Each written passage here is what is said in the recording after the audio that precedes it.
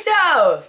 That's good morning in Hebrew. My name is Hannah and I'm a junior at Virginia Beach Friends School. As many of you know, these next 4 months I'll be studying abroad in Israel with the Alexander Muss High School in Israel semester program. What's that you say? Israel? Isn't that the land of camels? Bombs? Religious people?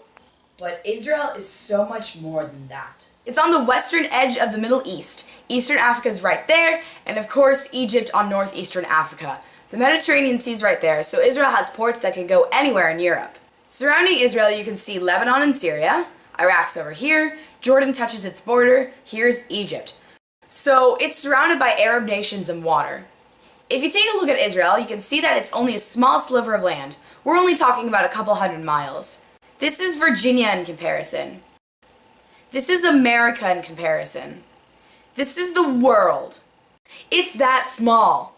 From the top of the country to the bottom is a 7 to 8 hour car ride. What is really unique is that within this small country, you've got deserts, mountains, beaches, historically old holy cities, gleaming modern cities, and so much history, it's crazy. There are places that are literally mentioned in the Bible and huge corporations affecting the world.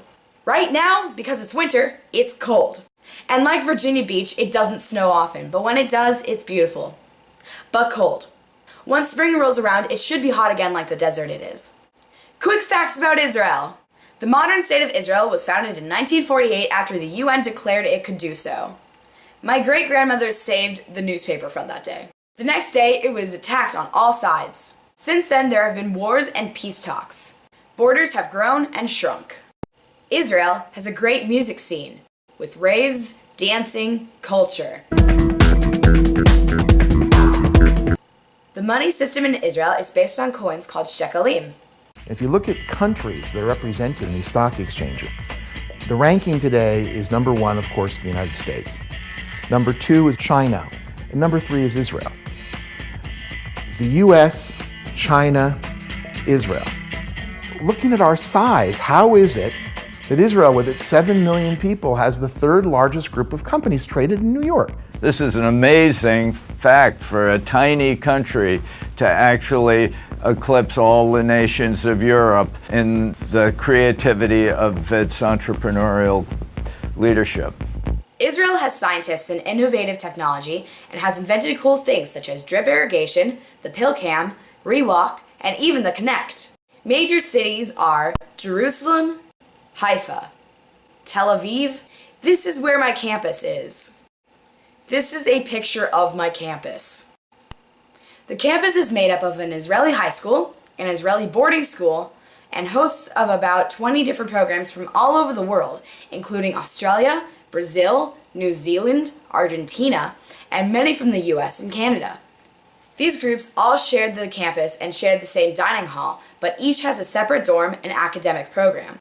I will be with other kids from around the world on Alexander Muss, but I'm the only one in all of Virginia going on this program. It's basically like going to college. Our academic classes will be in English. Phew! We'll also be learning Hebrew, and our core classes will be following 3,000 years of history and using the country itself as a classroom. One thing that's unique about this program is that the field trips are in timeline order, not just, oh, we're in the north, here's everything that happened in the north throughout history. So we may end up in the north or the south many times as we travel throughout history. Yes, it's a high school experience, only different. Classrooms, homework, exams, and also field trips to where Torah stories and history actually happened. Originally, my program was going to be on the desert campus, but it recently changed to the campus on Hoda Sharon, which is more of a suburban community with restaurants and shopping malls. So yeah, basically like a college experience. And I'll be keeping a vlog! My username is This Girl Walks Into a Midbar. Midbar is desert in Hebrew. The title works off that famous series of jokes that begin, this whatever walks into a bar. Midbar, bar, I'm funny. So why am I going? I want to do this. I've been planning this since forever. It looks good on a resume. It challenges my intellect. It will prepare me for college, living on my own, depending on myself. I will gain a sense of independence. I can learn how to manage a budget. I will become more self-aware. I will see the world from a different point of view. It's an opportunity to understand world politics, to absorb another culture, to eat new foods and live to tell about it. Navigate public transportation systems. Meeting new friends. Become more fluent in Hebrew. I'll have time to keep a video blog. I have something interesting to talk about. Come hear me ramble on the internet. I'm going on an adventure. Other things I'm doing. Watching the sunrise at Masada. Utilizing the campus's recording studio and radio station. Going to concerts. While I'm there, I hope to see some of my favorite bands live, including T-Pax, Hadag Nahash, and Balkan Beatbox. Taking part in a 4-day hike across Israel from the Mediterranean Sea to the Sea of Galilee, or Yam L'Yam. Experiencing a week of Army basic training, or Godna.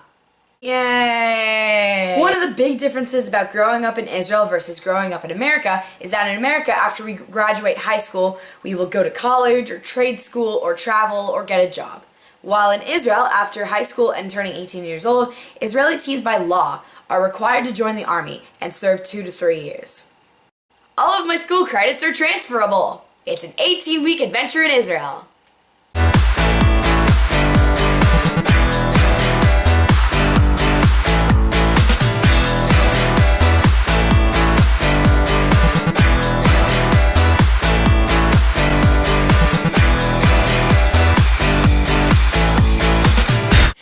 For watching and for your support.